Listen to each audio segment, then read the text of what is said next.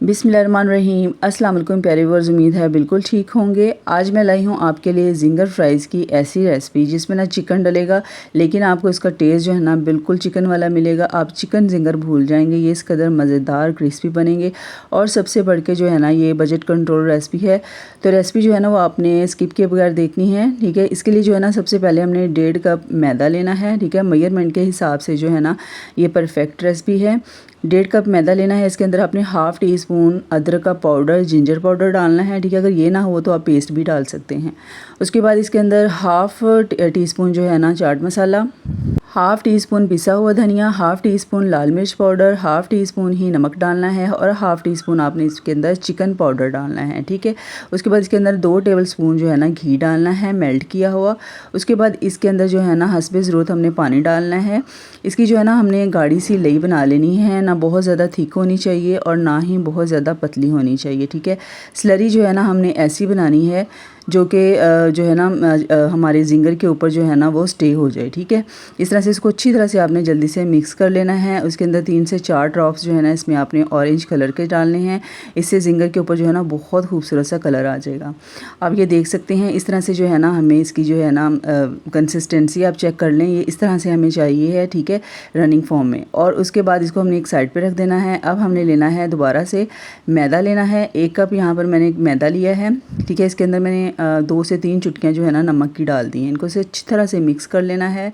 ठीक है, अच्छी तरह से मिक्स आपने करना है ताकि नमक जो है ना वो सारे मैदे में अच्छी तरह से मिक्स हो जाए। उसके बाद यहाँ पर मैंने जो आलू थे ना इनकी कटिंग मैंने कर ली थी। इस तरीके से लेंथ वाइज कटिंग करनी है, जैसे फ्राइज़ की कटिंग होती ना उसी हिसाब से आपने कटिंग कर लेनी है। ठीक है, इस तरीके से। ठीक है, आलू जो है इसको आपने कटिंग करके अच्छी तरह से धो लेना है। उसके बाद यहाँ पर जो है ना ये देख सकते हैं आप, हमारी स्लरी भी बिल्कुल परफेक्ट जो है तैयार हो चुकी है। अब हमने ये करना है कि जो आलू है ना इसके अंदर डिप करने हैं। ठीक है, 3 से 4 जो है ना आपने इसके अंदर डाल देने हैं और इसको स्पून की मदद से अच्छी तरह से इसके अंदर जो है ना ये सारी स्लरी जो है ना इसके ऊपर लगनी चाहिए। ठीक है, मैदा जो है ना अच्छी तरह से इसके ऊपर लगना चाहिए। उसके बाद हाथ की मदद से आपने इसको उठाना है, अच्छी तरह से इसको डिप करना है ताकि मैदा जो है ना अच्छी तरह से इसके ऊपर लगा हो। और इस तरीके से आपने जो खुश्क वाला मैदा है ना इसके अंदर आपने इस तरीके से इस तरह से आपने एहतियात के साथ जो है ना इसके अंदर सारे जो चिप्स है ना ये आपने इस तरीके से रख देनी है। ठीक है, ये देखें इस तरीके से 4 से 5 स्लाइस जो है ना आपने इस तरीके से मैदे के अंदर रख देने हैं। और उसके बाद आपने स्पून की मदद से जो है ना इसके ऊपर मैदा डालना है। ठीक है, हाथ का यूज़ बिल्कुल भी नहीं करना है। चम्मच की मदद से जो है ना आपने मैदा इसके ऊपर डालना है, अच्छी तरह से डस्ट कर देना है। उसके बाद बाउल को उठा के जो है ना आपने ज़ोर से इस तरीके से जो है ना शेक करना है अच्छी तरह से।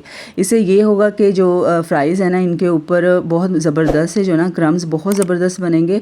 इस तरीके से आपने इसको अच्छी तरह से शेक करना है। उसके बाद जो है ना इस तरह से सारे जो जिंगर है ना आपने निकाल के पहले एक दफ़ा प्लेट में सारे जो है ना निकाल के इस तरह से रख लेने हैं। आप ये देख सकते हैं इसके ऊपर कितने ज़बरदस्त से क्रम्स आए हैं। जब आप फ्राई करेंगे ना तो ये और ज़्यादा जो है ना इनहेंस होके आएंगे। ठीक है, इस तरीके से आपने पहले ये सारे तैयार करके रख लेने हैं। उसके बाद आपने ऑयल या घी जिसमें भी आपने फ्राई करने हैं ना इसको मीडियम टू लो फ्लेम पे फ्राई करना है। ठीक है, और 1 बाय 1 जो है ना आपने इसके अंदर सारे डाल देने हैं। ठीक है, डीप फ्राई करने हैं।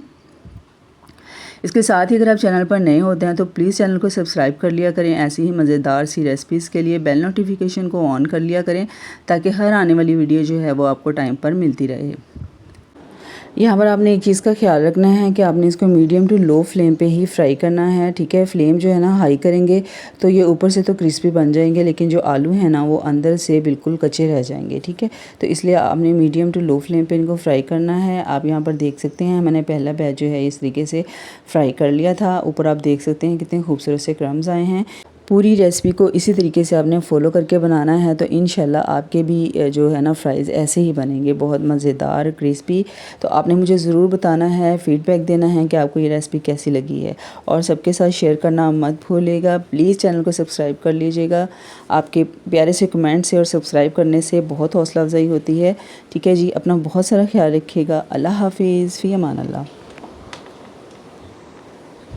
बिस्मिल्लाहिर्रहमानिर्रहीम। अस्सलाम वालेकुम प्यारे व्यूअर्स, उम्मीद है बिल्कुल ठीक होंगे। आज मैं आपके साथ शेयर करूंगी पोटैटो स्नैक्स की नहायत ही मज़ेदार और बहुत जल्दी बन जाने वाली रेसिपी। ये पोटैटो स्नैक्स जो है ना बहुत मज़ेदार बनते हैं। आप फ्रेंच फ्राइज़, चिप्स, ठीक है, जिंगर फ्राइज़, इन सबको भूल जाएंगे। ये इस कदर मज़ेदार और आसान रेसिपी है। तो टाइम ज़ाया के बगैर रेसिपी स्टार्ट करती हूँ। यहाँ पर मैंने 2 आलू लिए थे। इनको जो है इनका छिलका उतार के जो है ना इनकी कटिंग करके मैंने बॉईल कर लिया था, ठीक है। उसके बाद जो है ना इसको आपने स्ट्रेन कर लेना है। आलू जो हैं रुई की तरह जो है ना सॉफ्ट होने चाहिए। इनको आपने थोड़ी देर के लिए ठंडा होने के लिए छोड़ देना है। उसके बाद इनको अपने एक बाउल में निकाल लेना है और उसके बाद इसको ना अच्छी तरह से मैश कर लेना है। मैश आपने इतना करना है कि ये बिल्कुल जो है ना स्मूथ सा इसका टेक्सचर बन जाए। इसमें ज़रा सी भी कोई आलू की जो है ना गुठली नहीं होनी चाहिए, ठीक है। उसके बाद इसके अंदर हम थोड़ा सा हरा धनिया डालेंगे, हाफ़ टी स्पून काली मिर्च पाउडर डालेंगे और एज टू टेस्ट जो है ना इसके अंदर नमक डालेंगे, ठीक है। उसके बाद इसके अंदर 2 टेबलस्पून भर के जो है ना कॉर्नफ्लोर के डालने हैं और कॉर्नफ्लोर डालने के बाद जो है ना इसको हमने मिक्स करना है। इसकी एक डो रेडी करनी है।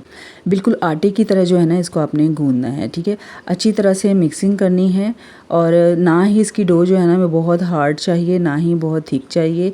आप देखिएगा क्वांटिटी के हिसाब से ये बिल्कुल परफेक्ट जो है ना डो रेडी होगी इस तरीके से, ठीक है। हाथों को ऑयल के साथ आपने ग्रीस कर लेना है। थोड़ा सा ऑयल वगैरह लगा के जो है ना इसको आपने रख देना है। 5 से 10 मिनट आपने रखना है। उसके बाद जो है ना डो बिल्कुल रेडी हो चुकी है, आप देख सकते हैं, ठीक है। इस तरह की जो है ना डो अपने रेडी करनी है।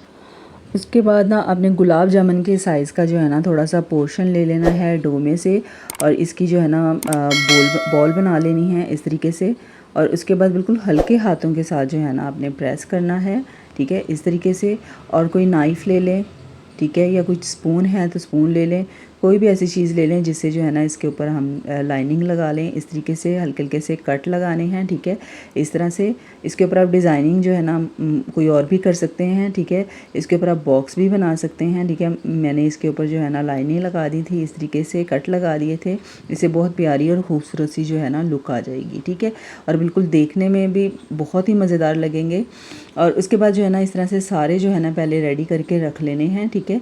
इस तरह से सारे बिस्किट जो थे ना ये पहले मैंने रेडी करके रख लिए थे। उसके बाद ऑयल जो है ना जिसमें भी आपने फ्राई करने हैं ना उसको आपने मीडियम टू लो फ्लेम पे पहले गरम कर लेना है। और उसके बाद जो है ना इसके अंदर अपने 1 बाय 1 जो है ना सारे स्नैक्स डाल देने हैं, ठीक है।